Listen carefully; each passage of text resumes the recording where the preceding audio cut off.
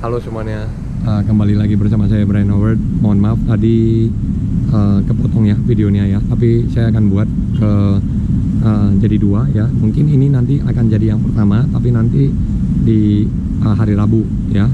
Jadi kita akan buat dua, satu di hari Rabu, satu di hari Sabtu ya. Nah, jadi kan tadi sisa 3 pertanyaan yang terakhir ya.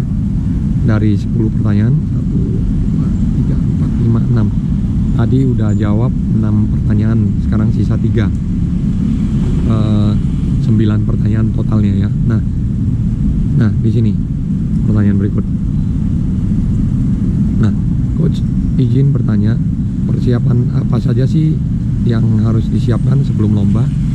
Nah, pertanyaan yang cukup bagus ya. Persiapan sebenarnya banyak ya. Kalau ke umum ya tentunya topi renang, kacamata renang, pakaian lomba jangan lupa, lalu habis itu tas, botol minum,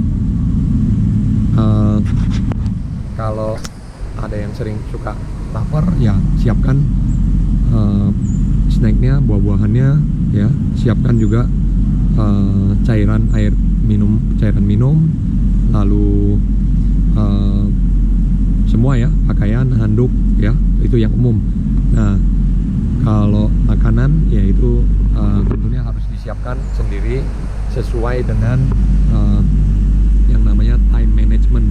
Misalnya anak ini turun di sore ya, lomba di jam 4 lah katakan ya, final.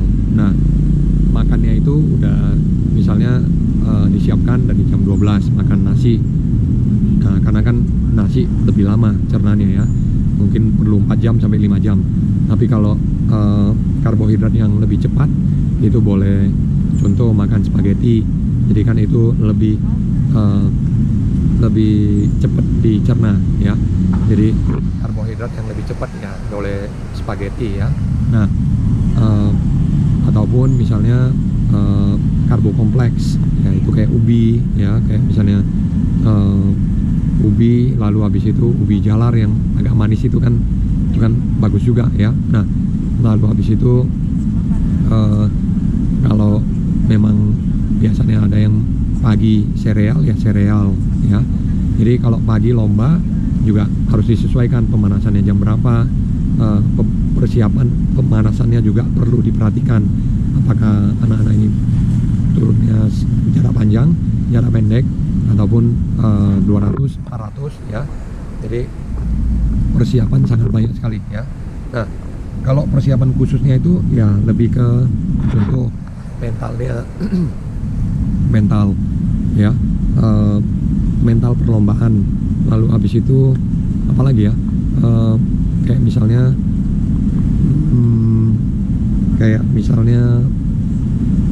strategi perlombaan. Nah, gimana caranya berlomba di 50 meter, gimana cara lombanya di 100 meter, 200 meter, 400 meter, 1500 meter, gaya kupu, punggung, dada bebas, gimana caranya gaya ganti. Nah, itu semua harus dibicarakan ke atletnya. Jadi atletnya itu tahu 50 pertama, 100 pertama harus jalan berapa, 100 terakhir harus jalan berapa, 50 terakhir harus jalan berapa ya. Nah, jadi racing strategi ya, strategi berlomba. Lalu habis itu fokus ya, jangan ketika lomba lihat kiri kanan, nggak fokus ya. Nah, itu juga penting ya. Mental itu nomor 1. Kenapa? Ketika kita nggak punya mental, kita latihan bagus nih, wah gila best time waktu di latihan, tapi di lomba nggak bisa best time. Kenapa? Berulang-ulang latihan, ketika lomba nggak bisa best time. Mental salah satu, ketakutan, nervous. Nah, cara menanganinya itu kita mesti fokus ke race kita. Jadi tetap ada nervousnya, tetap ada takutnya ketika lomba. Kamu mau seorang Michael Phelps pun itu punya ketakutan. Saya pernah dengar Michael Phelps cerita ketika dia lomba itu nervous pasti ada, tapi dia harus fokus ke lombanya. Jadi dia put the nervous aside. Jadi dia gimana cara ngatur supaya nervousnya itu menyamping tapi dia fokus ke lombanya ya. Kalau namanya mau lomba nggak ada nervous itu bohong ya. Kamu mau ngerjakan sesuatu untuk best time kamu, lawan orang itu pasti punya nervousnya ya, itu pasti punya deg-degan lah katakan ya. Nah kalau nggak bukan manusia namanya ya. Nah ini pertanyaan yang ke 7, 8 ya. Nih di sini ada di video Yel selesai ngelatih di kolam baru. Kebetulan kita selalu Yel ya di kolam baru ketika selesai latihan ya. Jadi biasanya sore di sana ya. Nah jadi di kayak ada gapurannya gitu ya. Nah lalu habis itu ada pancurannya. Nah di sini saya kalau pulang kerja juga sering berenang di kolam ini, coach. Sukses terus coach dan tim. Nah terima kasih teman-teman yang sudah mendukung dan terutama yang ada di Kota Medan juga. Nah dan juga saya tunggu teman-teman berikan pertanyaan ya, dan dukung terus channel saya ini. Terima kasih. Nah berikutnya di sini juga ya ada di pertanyaannya, coach emang udah nggak latihan di Selayang lagi ya? Nah kita udah nggak latihan di Selayang udah lebih kurang 3 minggu ya. Jadi mulai dari tanggal 9 Juni ya. Jadi mulai dari tanggal 9 Juni itu kita udah nggak latihan di Selayang. Lalu kita agak pontang-panting ya. Jadi selama 2 minggu itu kita ke kolam ini, kolam itu, kolam ini, kolam itu. Ya ada yang welcome, ada yang nggak welcome. Jadi kita terakhir dibantu oleh orang tua ya. Kebetulan orang tua atlet ada kenalan di kolam ini juga, kolam yang saat ini saya buat konten ini. Nah itu kita dikasih jadwal ya, dan kita latihan sesuai dengan jadwal kita, dan itu dibantu oleh manajemen kolam ya. Kebetulan juga dibantu oleh orang tua atlet. Jadi kita berterima kasih sekali kepada orang tua atlet kami yang sudah coba mendukung ya, dan mereka juga berusaha untuk cari kolam tuh waktu itu selama 3 minggu ya. Jadi ini kita kolam sudah mulai masuk ke minggu ketiga ya. Jadi masih penyesuaian ya. Tapi kolam ini kan 40 meter, panjangnya 40, lebar 25, lebar lebih kurang 12 sampai 13 meter ya. Jadi seperti yang saya pelajari dari klinik-klinik sebelumnya, kalau kita masuk ke satu kolam yang baru, biasanya kita butuh 3 minggu untuk penyesuaian ya.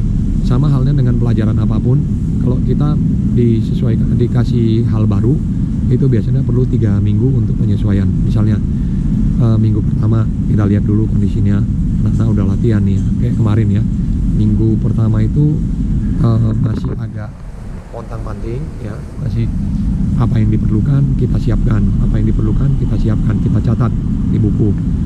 Minggu kedua sudah mulai itu dapat sedikit banyak formatnya, misalnya talinya harus tarik dari mana ya. Misalnya di sana kan, ini kan kolam di sana ya, jadi kita misalnya tariknya harus dari sana nih, terus habis itu talinya kita turunkan dari sini misalnya ya. Nah jadi kita tarik 3 tali itu kita turunkan pagi-pagi itu dari sana semuanya ya. Jadi dari tempat yang ada apa namanya berdiriannya ya.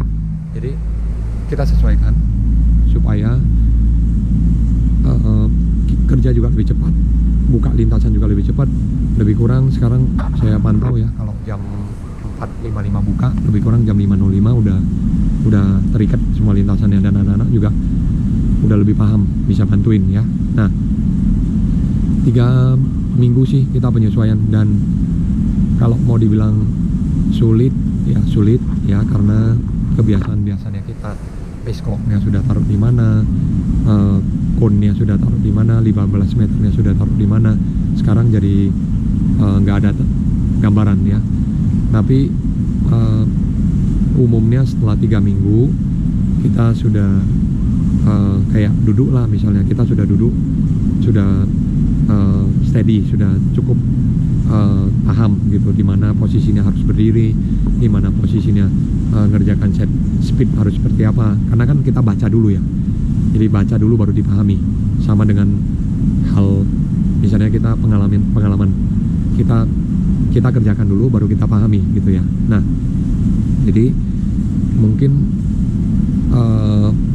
saya juga sebagai tim pelatih di Wahoo itu saya juga menyesuaikan dengan teman-teman asisten pelatih juga. Mereka juga menyesuaikan ke lapangan, menyesuaikan ke saya, menyesuaikan ke program, menyesuaikan ke kolam ya. Mungkin 3 minggu lah ya. Kalau sudah 3 minggu, mudah-mudahan minggu keempat, minggu kelima sudah berjalan lancar ya. Nah, di situ selama kita mau berusaha ya, jangan kita diem saja gitu loh. Maksudnya ya kita minta ke orang, kita mohon ke orang, kita bicara ya, silaturahmi ya, itu biasanya ada gunanya ya. Jadi saya pernah ingat satu artis ya, namanya A.A. Raffi ya, dan makanya sampai sekarang juga A.A. Raffi juga sukses ya. Saya lihat saya sering ikutin videonya, ikutin kontennya. Nah, dia pernah katakan kita bekerja keras ya, pasti ada yang nggak suka sama kita, tapi kita harus ikhlas. Kita tidak boleh kita tidak boleh katakan kita bencilah sama orang gitu ya. Nah, kita kerja keras, kita tunjukin ke orang gitu loh. Maka dengan itu kita akan mendapatkan berkah dari Yang Maha Kuasa, dan Maha Kuasa akan lihat kita punya kerja keras gitu loh. Nah, dan satu lagi juga jangan pantang menyerah gitu ya. Nah, jadi kerja itu kerja tapi kita juga jangan sakitin orang juga gitu ya. Nah, jadi ada hal yang memang kita harus bertengkar, tapi kita juga harus belajar dari kenapa kita bisa bertengkar gitu loh ya. Nah, jadi itu yang saya dapatkan hal positif dari A.A. Raffi ya. Nah, dan saya pikir hal banyak yang sekarang sudah di video banyak ya. Misalnya ada satu lagi yang channel yang saya suka juga, itu channel Helmi Yahya ya. Nah, Pak Helmi Yahya itu selalu memberikan gambaran yang dia baca di buku nih. Jadi, dan kadang terpakai juga di kehidupan ya, bukan hanya di renang tapi di kehidupan. Dan gimana saya bisa kadang apply juga ke renang ini gitu loh ya. Jadi salah satu yang dia sebutkan adalah kurangi segalanya apabila mau sukses gitu. Nah, kita jangan berpikir terlalu banyak harus mau ini, mau itu, mau ini, mau itu. Mulai dulu dengan yang sederhana. Kita berpikir, kita fokus. Jangan mau orang sukses di sini kita ikut, orang sukses di situ kita ikut. Kita fokus saja gitu ya. Nah, itu bisa lihat di channelnya Pak Helmi Yahya, dan saya sangat terima kasih sekali kepada inspirator seperti itu ya, dan mereka sangat menginspirasi gitu loh ya. Nah, dengan kerja kerasnya A.A. Raffi, dengan pengetahuannya Pak Helmi Yahya, itu bisa membuat kita jadi gimana ya, lebih bagus ya, lebih terbuka pemikiran kita ya. Jadi bukan hanya di renang. Jadi makanya teman-teman di renang ini juga harus buat sesuatu yang bisa out of the box, ataupun bisa menginspirasi lah ya gitu. Kira-kira seperti itu. Oke, itu aja video kali ini. Jangan lupa berikan kritik dan saran di kolom komentar. Saya Brian Howard. Sampai jumpa di video berikutnya. See you in the next video. Bye.